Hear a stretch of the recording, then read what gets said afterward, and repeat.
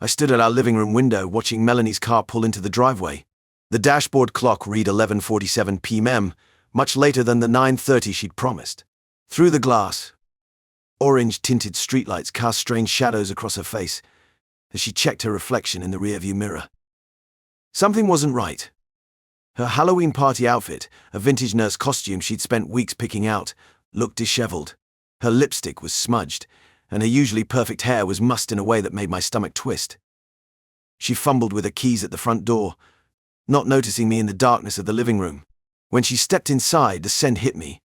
Unfamiliar cologne mixed with the sweet remnants of wine. Not the white wine she usually drinks at neighborhood parties. "Oh, Kurt, you scared me," she jumped, hand flying to her chest. "I thought you'd be in bed by now." Her words slurred slightly, but it wasn't just alcohol.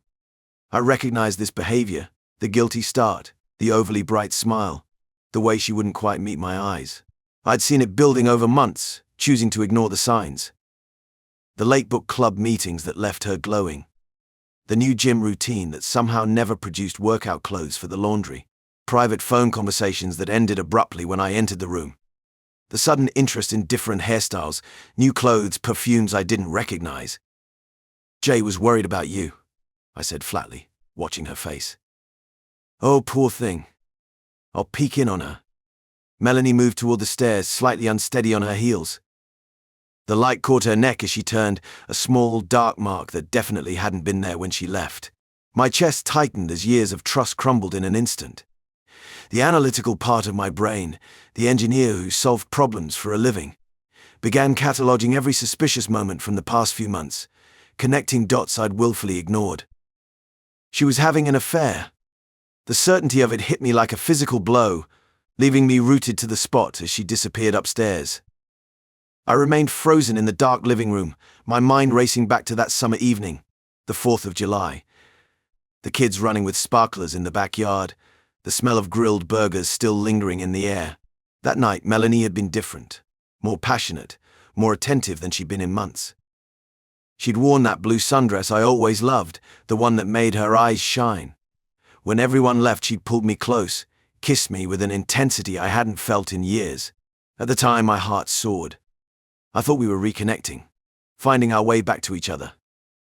Now, standing here in the shadows of our living room, that memory twisted into something ugly.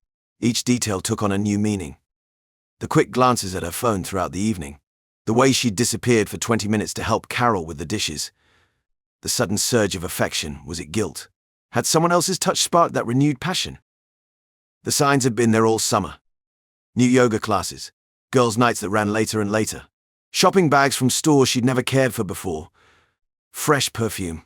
I'd convinced myself these were just small changes, maybe a midlife renaissance. Hell, I'd even felt proud of her for branching out, finding new interests. My throat tightened as I remembered complimenting her new haircut in August, telling her how young and vibrant she looked.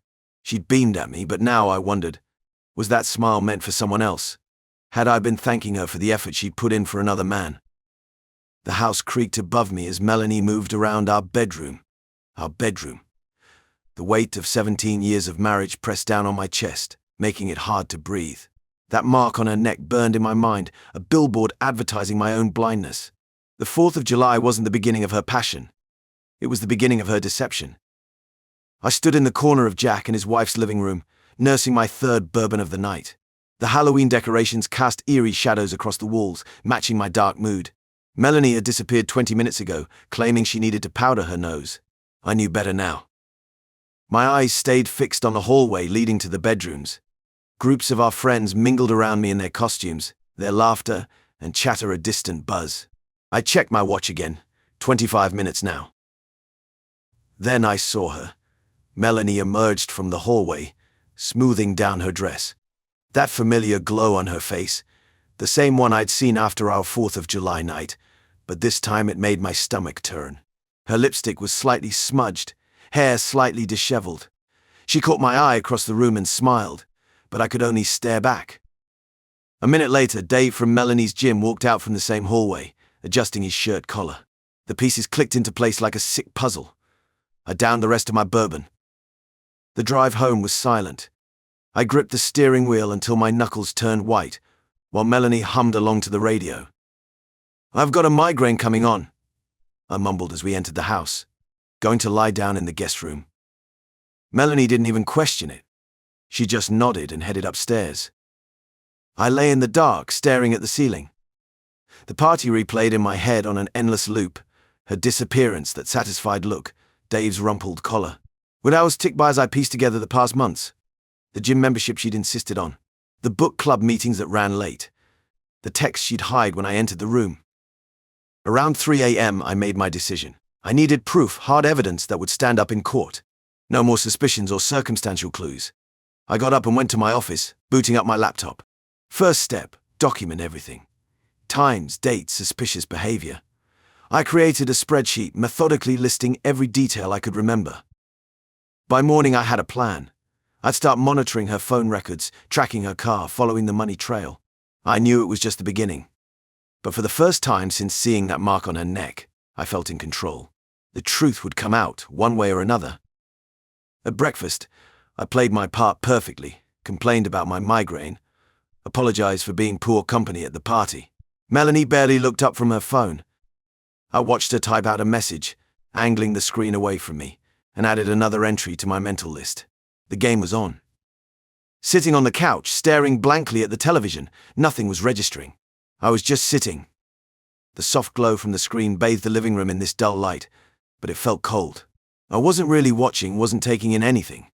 In the background, I could hear the faint hum of Melanie's footsteps upstairs, moving from the closet to the bathroom, getting ready for bed like nothing out of the ordinary had happened. But everything about tonight screamed that something was wrong. Horribly wrong. I already knew, deep down. No one has to spell it out for me anymore. I've always been good at solving problems, figuring things out methodically, piece by piece. That's what I do for a living, after all. A handful of small changes, shifts in routine, and I can see the picture being painted without the final brushstrokes. But I needed confirmation. I needed proof. Which is when calling the private investigator came to play. I remember sitting at my desk at work the next morning and thumbing through a few referrals. It felt surreal, even as I scrolled through website reviews. Much of it read like some lousy novel, all cheaters and secrets and righteous vengeance. This can't be my marriage, my life. This shit happens to other people, not to me, or Melanie, or our family. But it was real enough. And I needed someone trained to track down the truth I didn't want to see. I ended up going with a firm based out of Detroit, a guy named Callahan. He had the kind of no-nonsense attitude that I figured would be good for this sort of thing. He asked a few questions, some uncomfortable, some just logistical. There was no judgment in his voice, though. Maybe that helped me steel my resolve, I'm not sure. He asked about Melanie's routine, basic facts about her job, acquaintances. When he asked for names of people she'd been spending time with lately, I paused. I hadn't said anything about Jack yet. Didn't think I'd need to. Told him about that gym buddy, Dave, instead. I gave him access to her schedule, fed him dates and details with a mechanical calm that almost disturbed me. Like I was running through a checklist at work. He said he'd start that same week. Told me the first update would come within days. I thanked him and hung up, staring at my phone longer than I should have, wondering if I was making a bigger deal out of this than I needed to. But the sinking feeling, that gnawing at the pit of my stomach, it didn't go away. I knew the truth was closer now. Callahan would show me where to look, confirm it all, but it sure as hell wouldn't feel like a relief. A few days passed. Every single one stretched longer than the last, as though time slowed down around every odd glance Melanie would throw my way, every missed evening together. I watched her more closely now, feeling an ugliness inside me I didn't recognize. I think I'd hoped she'd sense things had shifted, that maybe guilt would eat away at her just enough for her to come clean. But she didn't. Either she didn't know, or she didn't care. Then came the phone call from Callahan. I was in the car at the time, parked in the lot outside of KJ's school. She'd texted me about a project she wanted to discuss. I wasn't sure why, but I was up for any excuse to spend a little extra time with her these days. She was growing up so damn fast, getting ready for college, the same way I had all those years back. The phone rang. "Kurt, you there?" I barely grunted some sort of acknowledgement. "I've got solid answers for you. It's not the gym buddy. It's someone else." I felt my breath hitch. Silence stretched between his words and my thoughts like it was pulling tight around me. "It's Jack Anderson." I knew the name before it left his mouth. His friend. My friend. The air in the car turned to ice. Something in me went cold, like every muscle froze in place. Jack. Him. Bouncing around my house, beers at the game, long weekends, our wives hanging out at friend get-togethers like some perfect suburban cliché. It tightened something in my chest like a vice grip. The one guy I considered a damn brother doing this behind my back. Callahan didn't waste time sugarcoating it. No bullshit. They've been meeting regularly. Not just friendly lunches either, Kurt. I've got pictures. Videos, you want to see them? For a moment I felt like I couldn't breathe, like my hands were numb on the steering wheel. The betrayal hit me like a slow-motion punch to the gut. I didn't need to see anything. I didn't want to. But at the same time, I almost had to, just so I could smash this sick fucking false image in my head. I asked him to send everything on a secure drive, said I'd figure it out from there. Then I sat there, staring blankly at the dashboard for longer than I can remember. As I gripped the wheel, I couldn't tell which hurt more. The fact that Melanie did this, or the fact that Jack, the guy I would have taken a bullet for at one point, was at the head of it all. Eventually, I told Callahan I'd pay the balance of what was owed. I thanked him with a voice that didn't quite sound mine. Then I hung up. Sat there for a minute, doing nothing but breathing. After that, things got systematic again. I couldn't afford another slip up. I wasn't about to let them run off with anything else. With KJ's future so close, I wasn't leaving any room for either of them to screw me over again, financially or otherwise. First thing I did was open a new account, separate from everything with Melanie. It was clean, discreet. Nobody but me would have access. I'd been the one handling the financials for years anyways, so adjusting the limits without raising any flags was easy. I funneled a chunk of cash out daily after that, just enough she wouldn't notice. Reduced the credit lines, tightened things up everywhere I could, until it felt like I had at least some semblance of control as everything else slipped through my fingers. The irony wasn't lost on me. I was making sure I protected every damn cent for a daughter who barely knew half of what was unraveling between her parents. In my mind, though, none of this was Melanie's anymore. This was for Kay. All the years. All the sacrifices. I never could have figured Jack would be the one on the other side of this equation. Worse than any stranger fucking up my life. I spent an entire afternoon methodically setting up the surveillance system while Melanie was at her yoga class. The tiny cameras, barely larger than quarters, disappeared into the Decker, one nestled between family photo hallway, another tucked into a bookshelf in our bedroom. My hands shook as I mounted each device, but my engineering background made the technical setup almost second nature. The bedroom camera was the hardest to place. Standing in our room, holding the device that would capture my wife's betrayal, memories flooded back. 15 years of marriage, countless intimate moments, all those quiet Sunday mornings now tainted. I finally settled on positioning it inside the decorative wall sconce she'd insisted on installing last spring. The irony wasn't lost on me. I installed the control hub in my workshop basement, where Melanie never ventured. The feed displayed crystal clear on my tablet, motion sensors ready to ping my phone whenever they detected activity. Testing the system. I walked through the house, watching myself appear on multiple screens. Each camera captured perfect video quality, even in low light. My stomach churned as I fine-tuned the bedroom angle. The rational part of my brain kept saying this was necessary, evidence for the inevitable confrontation. Proof for when people asked why our marriage ended. But another part felt sick at becoming this person, a husband spying on his wife. After triple-checking every connection, I cleared my browser history and equipment receipts. Years of managing technical projects had taught me to be thorough. I couldn't risk Melanie finding any trace of the system. The cameras would catch everything, her sneaking out, bringing someone home, any damning phone conversations. My phone buzzed with the first motion alert, Melanie's car pulling into the driveway. The system was working perfectly. I sat in my workshop, staring at the feeds, wondering how my life had come to this point.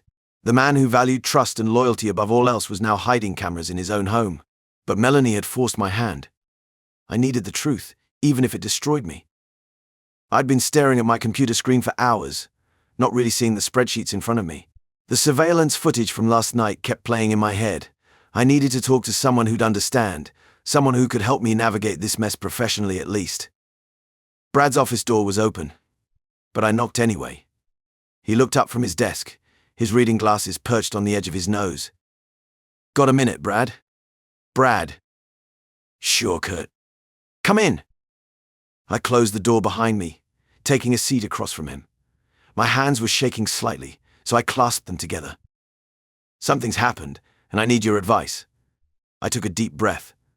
"Melanie's been having an affair with Jack Anderson." Brad removed his glasses, setting them carefully on his desk. The silence stretched for a moment. "Jesus Christ, Kurt. I'm sorry." "Yeah, me too." I explained what I'd discovered, keeping the surveillance details vague. "I can't stay here. Not with him showing up for meetings, walking these halls like nothing's happened." Brad leaned back in his chair, processing. "The Milwaukee expansion. We've been looking for someone to head up operations there. It's yours if you want it." "Really? You're the best engineer we've got, Kurt." I was going to bring it up next month, but given the circumstances, he shook his head. "Jack's a snake. Always thought so. Just never expected this. I need to handle some things first, but I'd like to be considered for Milwaukee." "Consider it done. We'll start the paperwork quietly. Take whatever time you need." On my way back to my office, a plan started forming. Jack's company wasn't our only supplier option. In fact, their pricing had been creeping up over the last year. I pulled up our vendor database, finding the contact information for Jensen Manufacturing. They'd been courting our business for months. I made the call, setting up a meeting with their sales team. By the end of the day, I'd emailed purchasing with a detailed cost comparison showing how switching suppliers could save us nearly 15% annually. The numbers didn't lie, Jack's company was overcharging us. Later that week, I'd Brad in the hallway. "Those numbers I sent over about Jensen Manufacturing, they're looking even better now. Might be worth exploring." Brad nodded slowly, understanding the subtext. "I'll bring it up at the next board meeting. Jack's company has been taking advantage of our loyalty for too long."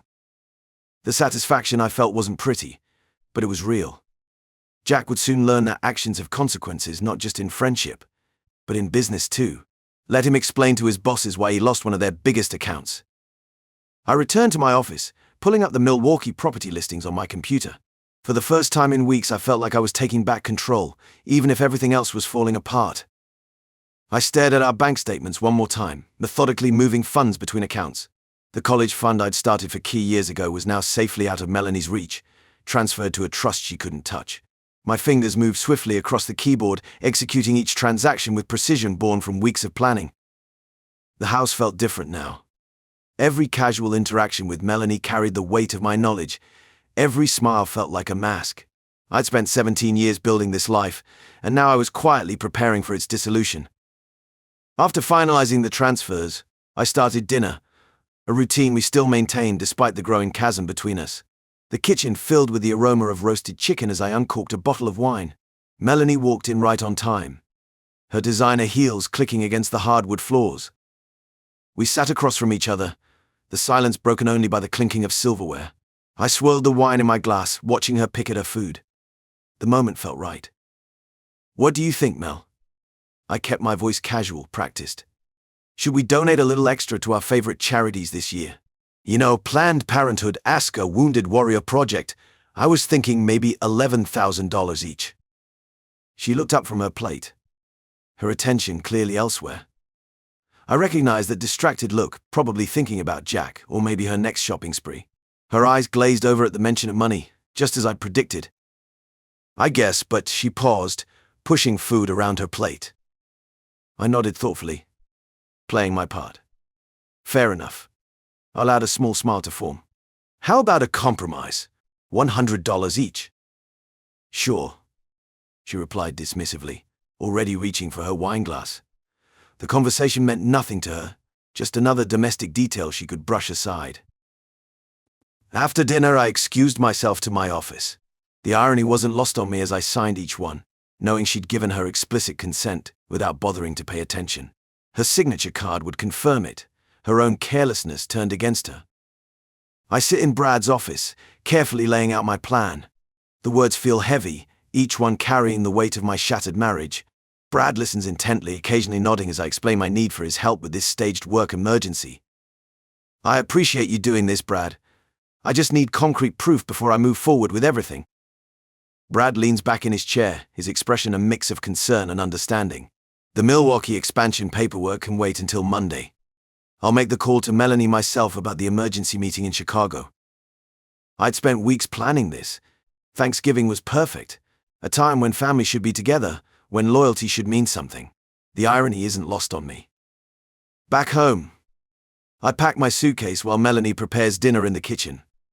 The familiar sounds of pots and pans clash with the knowledge of what I'm about to do. I check the hidden cameras one last time, ensuring everything is working properly. The feeds come through clearly on my secured phone app. "I'm sorry about this," I tell Melanie as I wheel my suitcase to the door. "Brad needs the whole team there for this emergency supplier meeting." She hugs me, and I catch a whiff of her perfume, the new one she's been wearing lately. "It's okay. Jay and I will have plenty of leftovers when you get back." I kiss Kay goodbye, holding her a little longer than usual. She's staying at her friend's house tonight, part of my orchestrated plan to give Melanie complete privacy. The thought makes me sick. The Holiday Inn is only 15 minutes from our house. I check in under a fake name, paid in cash. The room is sterile and cold, but it serves its purpose. I set up my laptop, connecting to the surveillance feeds. Everything is crystal clear: the hallway, the bedroom, the living room. Throughout the evening, I drive past our house several times. Each pass feels like a knife twisting deeper. At 9:30 p.m., I spot Jack's BEM pulling into our driveway. My hands grip the steering wheel until my knuckles turn white. Back in the hotel room, I force myself to watch the feeds. Melanie lets him in through the front door. They're comfortable, too comfortable. This isn't their first time. They move through our house like it's choreographed, knowing exactly where to go, what to do. The bedroom camera captures everything. Their kisses, their familiarity with each other's bodies, the way they laugh together. They're not just doing that mechanically, they're intimate. They know each other's habits, preferences. Watch as Melanie runs her fingers through his hair the same way she used to do with me. Hours pass. I can't look away, even though every second burns into my memory. The timestamps on the footage tick by, documenting every moment of their betrayal. When they finally fall asleep in our bed, my bed, I close the laptop. I sit in the dark hotel room, the weight of everything I've witnessed pressing down on me. The evidence is undeniable now. Every suspicious moment, every late night, every strange phone call, it all fits together like a horrific puzzle. The next morning, I back up all the footage to multiple secure locations. Evidence, Brad called it. Leverage, maybe. Right now, it feels more like a death certificate for my marriage. I sit in my car outside the office, gripping the steering wheel until my knuckles turn white. The surveillance footage from last night plays on repeat in my head. Jack's car pulling up, Melanie letting him in, their bodies pressed together against the kitchen counter. My stomach churns. The same counter where we used to make Sunday pancakes with Che. The rage builds like a pressure cooker. I slam my palm against the dashboard, the sharp sting hardly registering through the fury coursing through my veins. 15 years of marriage reduced to hidden cameras and betrayal. The 4th of July memory that haunted me now makes perfect sense. Her passionate display, nothing but guilt manifesting. I drive to the law offices of Matthews Associates, the most cutthroat divorce firm in the city. The leather chair creaks as I sink into it, spreading out my carefully organized evidence in front of Richard Matthews. They were in my house, in my bed. My voice comes out steady, surprising even myself. I want her served at work, during her staff meeting tomorrow. Matthews raises an eyebrow, reviewing the surveillance footage on his laptop. That's certainly possible, but public humiliation could work against you in court. Judges don't look kindly on vindictive behavior. I don't care. The words taste bitter. She brought him into our home. Let her feel what public shame is like. He outlines potential scenarios: asset division, alimony, custody arrangements. The numbers blur together as he talks about Michigan's no-fault divorce laws. My mind keeps drifting to the college fund I've protected for Kay, the only clean thing left in this mess. You're looking at significant financial exposure here, Matthews warns. The surveillance footage is admissible, but revenge tactics could cost you. The court might view it as emotional harassment. I pull out my checkbook, writing the retainer fee without hesitation. She and Jack destroyed everything I believed in. I'll pay whatever it costs to make sure they both feel it.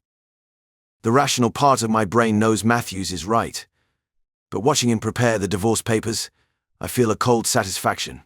The thought of Melanie's face when she served in front of her colleagues, the same people she's been lying to about late meetings, makes me feel alive for the first time since this nightmare began. Matthews hands me a preliminary agreement to review. My hands shake slightly as I read through the terms, but my resolve hardens with each page. There's no going back now. No chance for reconciliation. They made their choices. Now they'll face the consequences. I guess calling it sick wouldn't even begin to cover it, but here I am, about to pay for some woman to do what I could never bring myself to imagine. But Jack, fuck Jack. The man wasn't just screwing my wife. He'd wormed his way into every corner of my life, my marriage, my sanity. It wasn't enough to wreck his business.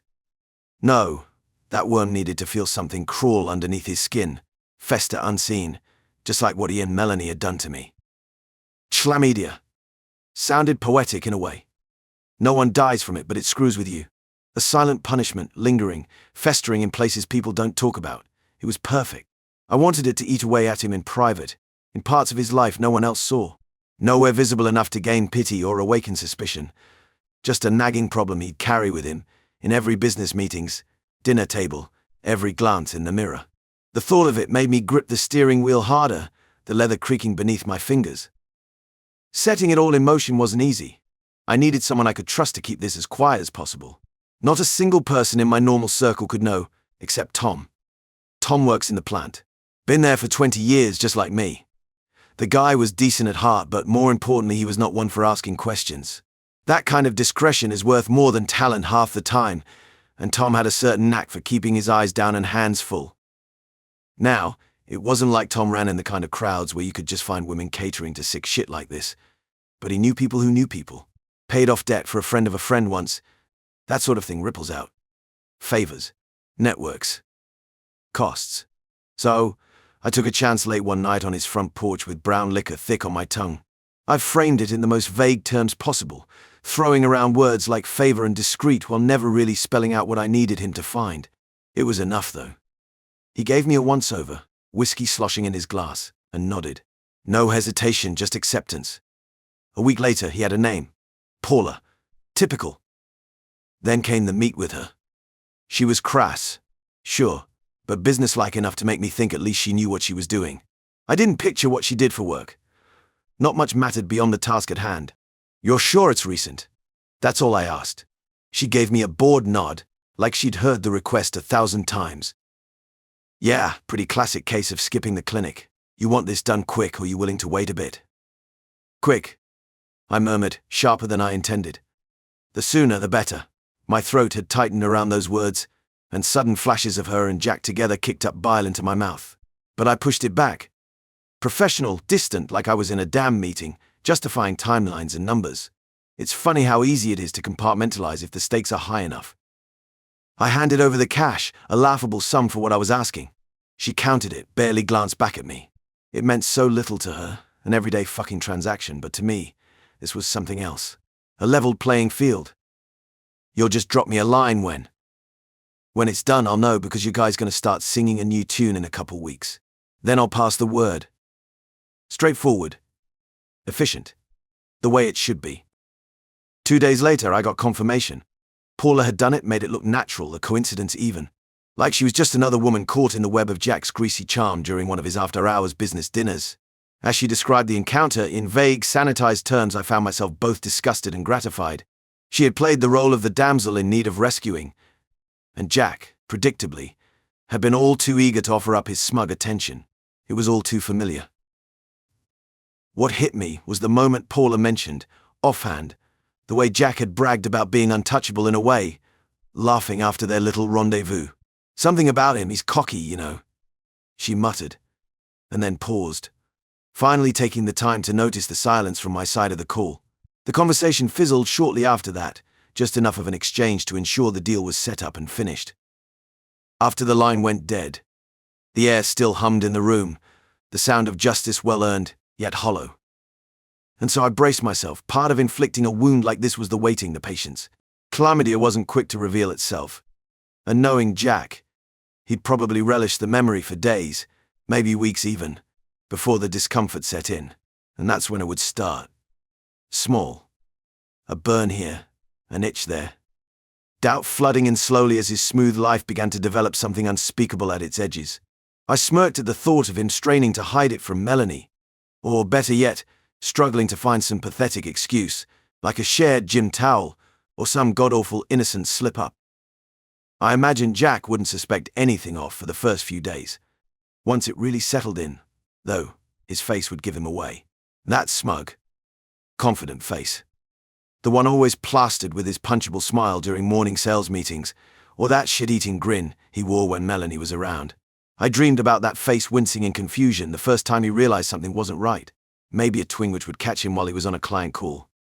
Then he'd dismiss it, ignore the twinges. It'd creep in louder later, random embarrassing moments during business lunches that made him squirm. What I wondered most was how long it would take for Melanie to notice. That perfect polished front they'd put on would start to crack like an overglazed mirror. He'd be preoccupied, distant, first blaming it on the stress of work or long drives to meet clients, probably spitting out excuses just like the ones Melanie had fed me all those months. She'd probably see right through it eventually, maybe even think she wasn't the only woman anymore. I drove up to Cornell on a crisp fall morning, the campus exactly as I remembered it from my own days here.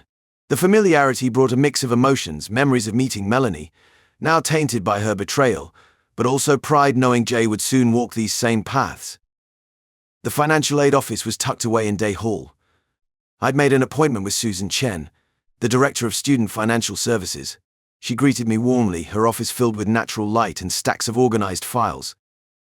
"Mr. Van Hall, I understand you want to discuss prepaying your daughter's tuition?" My financial advisor had walked me through this strategy. I'd liquidated some investments and pulled from my personal savings, money Melanie couldn't touch. The certified check sat heavy in my briefcase. Yes, I'd like to secure 4 years of tuition payments now, before my daughter starts in the fall. Susan pulled up KJ's acceptance file on her computer. Watching her type, I felt a weight lifting from my shoulders. This was one thing Melanie couldn't mess up for our daughter. "We can set up a prepaid tuition plan that locks in current rates," Susan explained, sliding some paperwork across her desk. "The funds will be held in trust specifically for Kaylee Jane's education expenses." I reviewed the documents carefully, making sure everything was ironclad. The money would be untouchable, not by Melanie, not by courts, not by anyone. This was KJ's future, secured.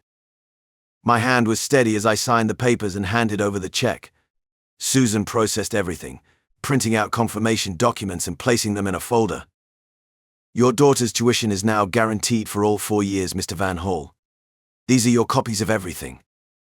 Walking back to my car, I held that folder like a shield.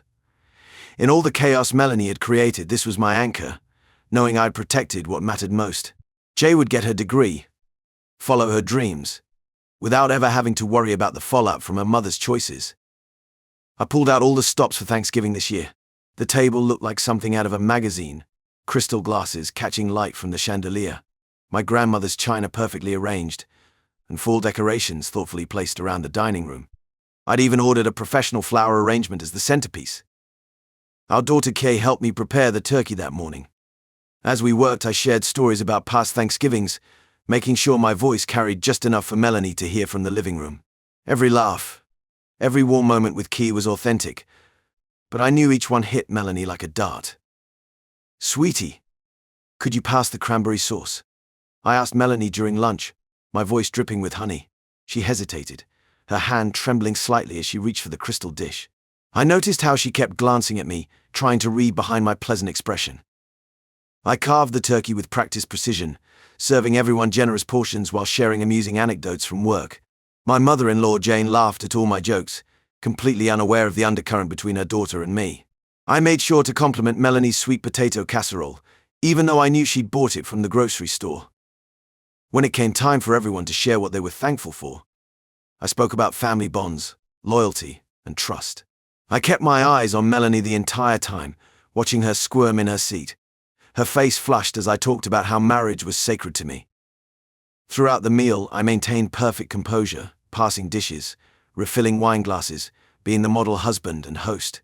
Each act of kindness seemed to make Melanie more uncomfortable. She knocked over her water glass twice, and her responses to conversation became increasingly scattered. I could see the confusion in her eyes. She'd clearly expected anger, coldness, or confrontation. My warmth and attention were throwing her off balance, making her second-guess herself. Every smile I gave her carried the weight of what I knew, and she could feel it. I pulled out of the driveway at 6 a.m. sharp, my overnight bag packed as if I was really heading to Chicago for that emergency meeting Brad helped arrange. The familiar weight of my wedding ring felt like lead on my finger. 20 minutes later, I parked my car in the empty lot behind Wilson's Hardware, 3 blocks from our house, close enough to maintain surveillance, far enough to avoid detection. The private investigator, Martinez, was already in position. His black SUV blended perfectly with the morning darkness. I settled into the passenger seat, accepting the coffee he offered. The waiting game began. At 7:15, Melanie's car left for her usual Tuesday morning yoga class. My phone buzzed with updates from the surveillance system. Motion detected in the master bathroom, bedroom, living room. She was getting ready. Probably picking out something special to wear. Your wife called in sick to work, Martinez noted, checking his tablet. The pieces were falling into place exactly as I'd predicted. By 9 a.m., Jack's silver BM appeared on our street, parking 2 houses down. My jaw clenched watching him walk up our driveway, like he belonged to Rook carrying what looked like a bottle of wine. The front door opened before he even reached it. The cameras inside caught everything. Each notification felt like a knife twist, but I forced myself to stay focused. Martinez documented everything meticulously, times, dates, photos. Physical proof to complement my digital evidence. "They're upstairs now," Martinez reported flatly. I nodded, fighting the urge to check the bedroom feed. The audio picked up their voices, their laughter. I'd heard enough of that already. My phone lit up with a text from Melanie. "Hope your flight landed safely. Miss you already." I didn't respond. Let her think I was in the air, heading to Chicago, while she made herself at home with Jack in our bed. The bed where we'd slept together for 15 years, where Che used to climb in during thunderstorms. Martinez's camera clicked steadily, documenting Jack's car, the house, the timeline. "This is more than enough," he said after 2 hours. "The timestamps, the photos of entry, your wife's sick day, it all builds an airtight case." I knew he was right. We had what we needed. But I stayed in that car watching our house until Jack finally left around noon. Only then did I allow myself to exhale, my hands unclenching from fists I hadn't realized I'd formed. Martinez handed me an envelope. "I'll have the full report to you by tomorrow morning. Digital copies of everything." I nodded, unable to speak for a moment. The envelope felt heavier than it should, weighted with the proof of betrayal. I started my car and headed toward my lawyer's office. Everything was documented now. Every lie, every betrayal, every moment they thought they'd gotten away with. The next move was mine. I sit at my desk late at night, surrounded by photographs spread across the surface. Each one tells a story. Our wedding day with Melanie beaming in her white dress, KJ's first steps in the backyard, family vacations at Lake Michigan. My throat tightens as I carefully select images for the album. The black leather album feels heavy in my hands, not just with photos, but with a weight of 17 years. I place our wedding photo first. We look so young, so full of hope. Page by page, I build our life story. Beach trips, Christmas mornings, KJ's dance recitals. The images blur as my eyes water, but I keep working. I've already ordered the roses. 17 red ones, perfectly arranged, with a single black rose in the center. The florist gave me an odd look when I specified the arrangement, but I didn't care. Each red rose represents a year of what I thought was love and commitment. The black one, well, that speaks for itself. While organizing the photos, I hear Melanie's voice from upstairs. She's on the phone, trying to keep her voice down, but the words carry through the heating vent. "Jack, you absolute jerk." Her voice is sharp, angry. "You contracted me with an STD? Are you kidding me?" I freeze, the photo in my hand trembling slightly. A family portrait from last summer slips from my fingers onto the desk. "I trusted you." "I can't believe this is happening," Melanie continues, her voice cracking. "Do you know what this means? Do you have any idea what you've done?" I sit perfectly still, letting each word wash over me. The timing couldn't be better. Her parents will arrive for Christmas in 3 days, and everything is already in motion. The divorce papers are ready, waiting in my briefcase. The album is nearly complete. And now this. Their affair imploding exactly as I'd planned. I return to arranging photos, a strange calm settling over me. Each image I select feels like another nail in the coffin of our marriage. Our first house, KJ's high school graduation, the last family vacation in Florida. I place them carefully, building the story of everything Melanie is about to lose. I sat in my car at the airport terminal, watching travelers stream past with their holiday luggage. My hands gripped the steering wheel tighter as I spotted Che walking through the sliding doors. She looked tired from her college visit to MIT, but her face lit up when she saw me. My heart ached knowing I was about to shatter her world. She tossed her backpack in the backseat and gave me a quick hug before settling into the passenger seat. Dad, MIT was amazing. The robotics lab alone was worth the trip. You should have seen there she stopped mid-sentence, studying my face. What's wrong? I pulled out of the terminal, choosing my words carefully. We need to talk somewhere private. We drove in silence to a small park near our house. It was deserted in the December chill, perfect for the conversation I'd been dreading. Jay followed me to a wooden bench overlooking a frozen pond. Dad, you're scaring me. I pulled out my phone and showed her the evidence I'd gathered, the surveillance photos, the text messages, the financial records. Her hands trembled as she scrolled through them. Mom and Jack, her voice cracked. How long have you known? A few months. I wanted to be certain before I told you. I explained everything, the late nights, the suspicious behavior, the STD incident. With each revelation, KJ's shoulders slumped further. That 4th of July weekend, she looked up at me, tears streaming down her face. When Mom was being so nice to everyone. It was all fake. I nodded, pulling her close as she broke down. She buried her face in my jacket, like she used to do when she was little. I've already paid for your entire college tuition at Cornell. The divorce papers are ready, but I need your help for a few more weeks. She wiped her eyes, straightening up. The holidays. You want to get through Christmas first. December 20th. That's when everything changes. Can you help me keep things normal until then?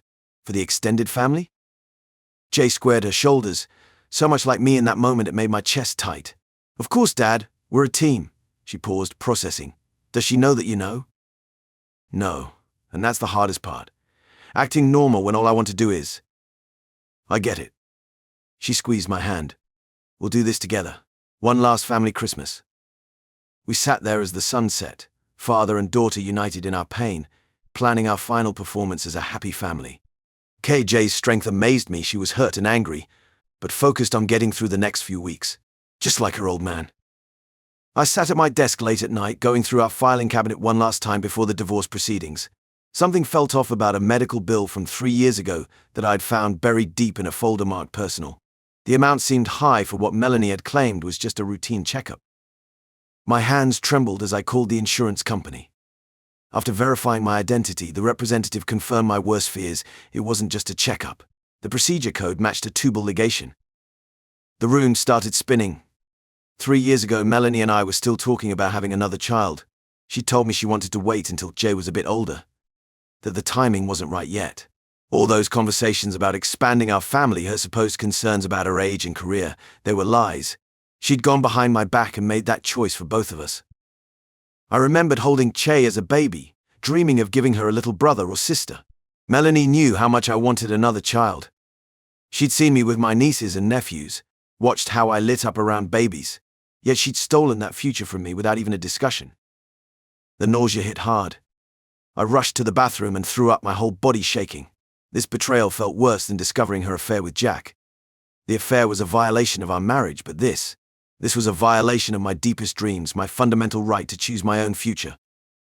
Looking in the mirror, I barely recognized myself. Dark circles under my eyes, stubble I hadn't bothered to shave. But something else was different too, a hardness in my expression that hadn't been there before. All those years of trying to be the perfect husband, supporting her choices, putting her first. What a fool I'd been. Back at my desk, I examined the bill more closely. The date stood out. It was during that week she'd claimed to be visiting her sister in California. Another lie. She'd been right here in town recovering from surgery while I worked extra hours to cover her vacation. The memory of our conversations about having more children played on repeat in my mind. Her gentle deflections, the way she'd changed the subject, her sudden interest in taking on more teaching hours. It all made sense now. She'd been planning this for months, maybe years. I pulled out my phone and took photos of the bill, adding them to my growing file of evidence. My lawyer would want to see this. Another example of her deception, her willingness to make unilateral decisions that affected our entire family.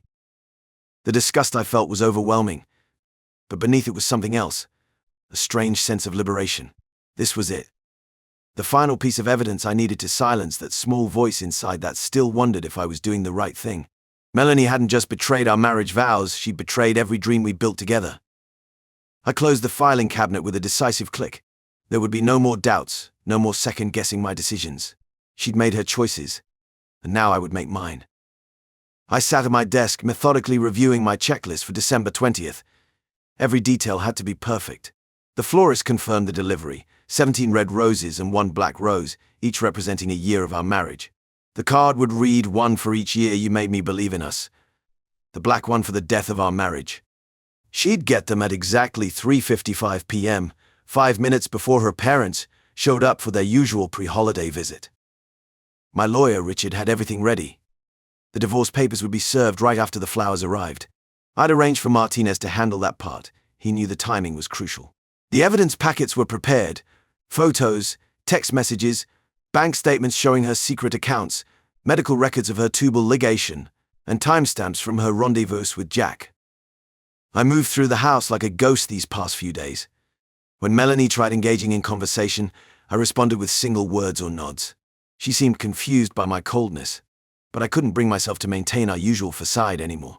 The weight of holding everything inside was becoming unbearable. The joint accounts were drained to the agreed-upon minimum. KJ's college tuition was secured. I'd already packed essential items in a storage unit: family photos, important documents, irreplaceable mementos. The new apartment lease was signed, furniture delivered. Everything was ready for my exit. I programmed my phone with key numbers: the police, just in case, my lawyer, KJ's number, and trusted friends who knew what was coming. Brad agreed to give me the next week off work. The surveillance system was still running, capturing every moment leading up to D-Day. Melanie carried on with her routine, oblivious to the approaching storm. She still went to her yoga classes, still took private calls in the bathroom, still thought she was clever with her deceptions. Each time she lied about where she was going, I made a note in my evidence file. The house felt like a theater stage, set for the final act. I rehearsed my movements for the 20th. I'd leave for work as usual, but instead of going to the office, I'd check into the Marriott downtown. I arranged for a friend to tell me about Melanie's reaction, not wanting to witness it myself, but needing to know how it played out. Each night I lay awake in our bed, as far from her as possible, counting down the days. The distance between us felt infinite now.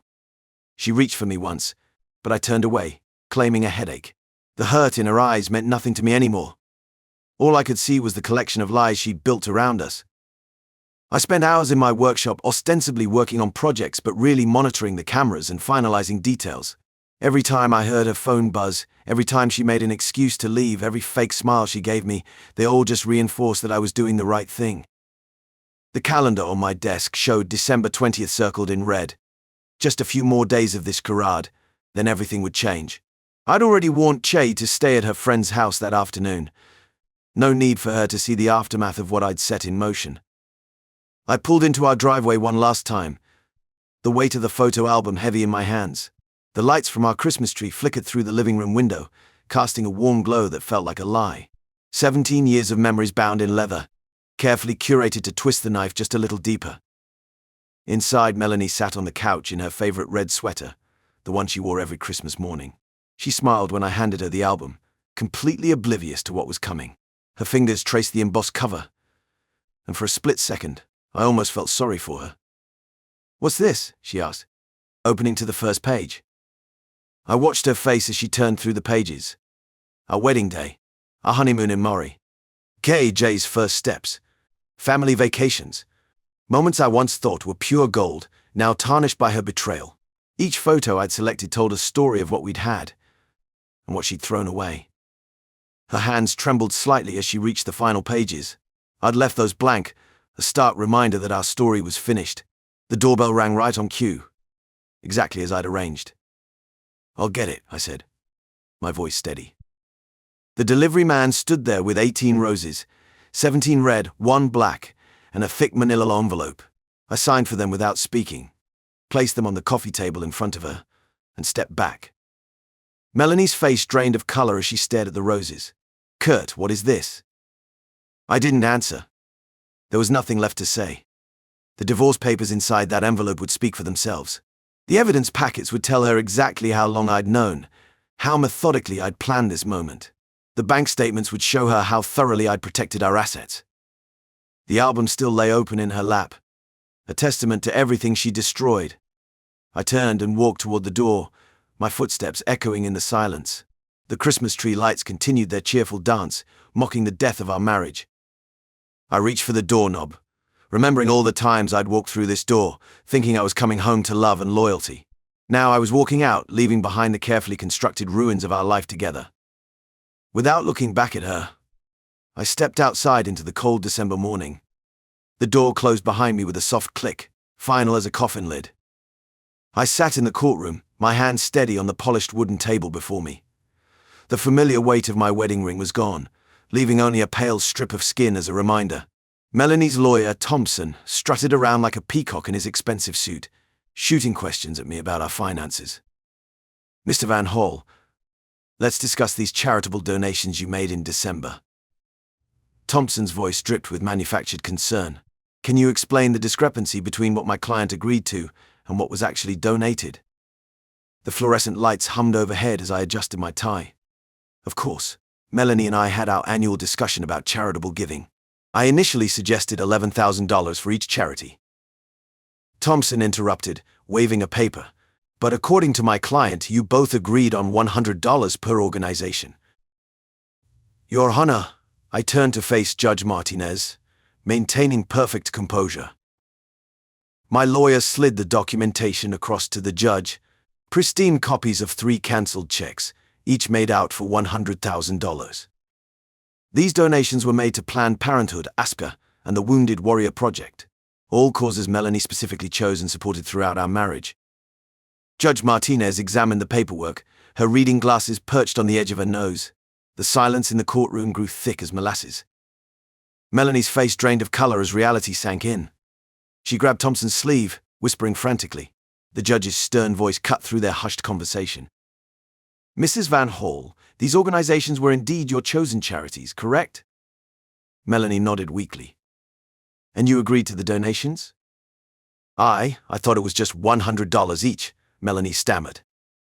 "The court recognizes these as legitimate charitable contributions," Judge Martinez declared. "These organizations are under no obligation to return these funds." Thompson tried to recover, spouting legal jargon about marital assets and equitable distribution, but the damage was done.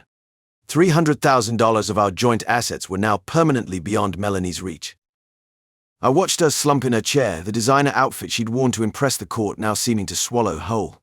The facade of the sophisticated woman who'd played me for a fool was crumbling, replaced by someone who'd just realized she'd been outmaneuvered at her own game. It's funny how life can feel endlessly chaotic one moment, and then, almost by accident, it starts falling into place again. I don't know when I fully stopped thinking about Melanie. It didn't happen at the flip of a switch, more like sand slipping through a cracked hourglass. The divorce was the tipping point, sure, but it's not like the paperwork magically sealed off the lingering pain. That shit sticks around for a while. It took time, but I rebuilt things at my own pace. Jay had been my anchor through all of it. After the dust settled, and I mean really settled, she finished high school without a hitch and went on to Cornell. The idea that there could have been a time where all that fell apart because of Melanie, it used to gnaw at me. But now it's more of a distant irritation than a torment. It's rare these days that I give much thought to Melanie, or what she did, and when I do, it feels more like pity than anger. And even the pity, it's cold, detached. I'm not mourning anything anymore, not even the idea of who she used to be. Seeing Che build her own future, that felt like everything to me. She kept up her drive, graduated top of her class, and even went on to start her own family. I'll tell you, holding your first grandkid in your arms does something to you. Perspective becomes overwhelming in moments like that. There's a whole new layer of pride when I think about the role I played in giving her that chance to live the life she's chosen for herself. That's where the pride comes in. Not just what I helped her accomplish, but the fact she steered her own course. I carved a future for her separate from all the wreckage Melanie caused. And now, her success feels like a victory for both of us. She's not just living, she's thriving. As for me, I finally allowed myself to relax into that next phase of life. Family, work, occasional golf weekends. There was companionship again, too. Not fast, not forced, but a natural kind of drift towards someone who reminded me that love doesn't have to come packaged with betrayal and deceit. Someone different, softer but with strength.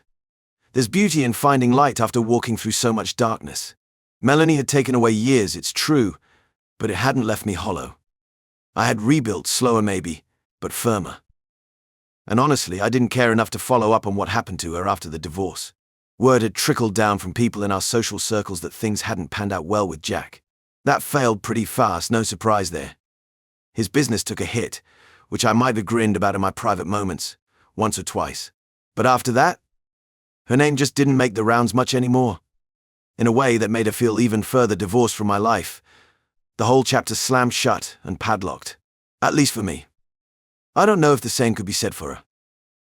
But that last encounter, that came later, years later, at KJ's graduation. I wasn't prepared to see her, but I wasn't rattled by it either. I'd become insulated by then. Just another ceremony. Another chapter of life shifting underfoot. Jay getting her PhD? My God. That idea floored me with pride. She'd done so much with the freedom I'd scraped together for her. Every personal sacrifice paving a foundation she could stand on. When I showed up to MIT's graduation hall, I was there only for her. And then there she was. Melanie's silhouette hovered at the edge of the packed crowd. It's the first time I'd seen her in, I don't know, forever. Any fear that seeing her might somehow drag me back would stop the moment I laid eyes on her. She looked, well, there was something hollow about her. There's no other word for it. The woman who used to command a room, who used to thrive on being the center of attention, looked like she could wilt under the sun any second. Hair touched up but lacking that usual glow she used to fool people with.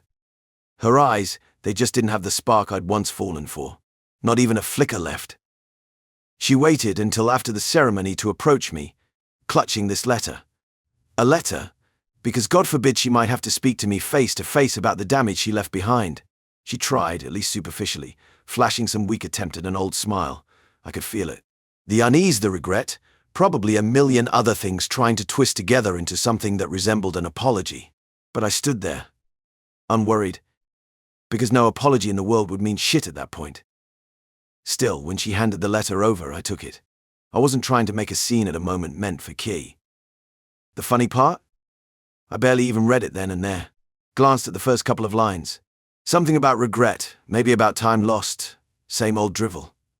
That's about all I registered before I glanced back up at her. God, the emptiness in her gaze was something else. It wasn't even self-pity as much as it was just nothing. Like someone flicked off the light inside her. And it really hit me, standing in that crowd of proud parents and bright graduates. Melanie had chosen this, every last damn moment of it. All her choices, the betrayal, the lies, thinking she was trading up for some other life, and now here she was, alone. And me? I had my life, my daughter, my grandson. Things she could never touch or take from me again. I'm happy for you guys, she said, stumbling over her words a bit, like she was looking for the right tone to play, the guilt or the nostalgia. It all fell flat. KJ's thriving, I said. It wasn't so much for her benefit, but just so she heard it. So she knew just how far Chi had come, what the future looked like for her beyond all the mess. And that's when I caught the shift. That flicker of acknowledgement from Melanie, though it dissolved almost as quickly as it appeared. She understood Kira Jane was far beyond the reach of her failures, not something she could lay any claim to anymore. Maybe that stung a little for her, but it didn't register much for me. I had no interest in twisting the knife. I didn't need to. I took one last glance at the letter before stuffing it into my coat pocket. I'd read it later, or maybe I wouldn't. It didn't seem to matter much. Melanie lingered for a few moments more, and while part of me waited to see if she'd ask for more, some conversation, some long overdue final exchange, it never came. And the truth, I wasn't going to give it to her. There were no words, not anymore. Sometimes people ask me if I ever wanted to hear why. But the thing about betrayal is, you become indifferent to reasons after enough time. The truth is enough. What she did spoke louder than any explanation could. With that, I nodded at her, just enough to acknowledge there was nothing else between us. And then I turned away. There was Kay in the sea of families, her robe gleaming under the sun, surrounded by people congratulating her. My daughter, my legacy, the most undeniable testament to my rebuilt life. I moved toward her like Melanie didn't even exist anymore, because to me she didn't. And I left her there, standing in the shadows of her own choices. Jay and I had more important places to be, celebrating her future, celebrating our future. As for Melanie, well, she could figure out her regret on her own time. Me, I had nothing left to give her except that final cold nod. And for the first time in a long time, that felt like closure. Hey everyone, if you enjoyed the story, remember to like, subscribe, and comment on the video for more stories like this. Don't forget to turn on notifications so you never miss an update. If you have any similar stories to share, leave them in the comments and we'll make sure to bring them to life. Thanks for watching.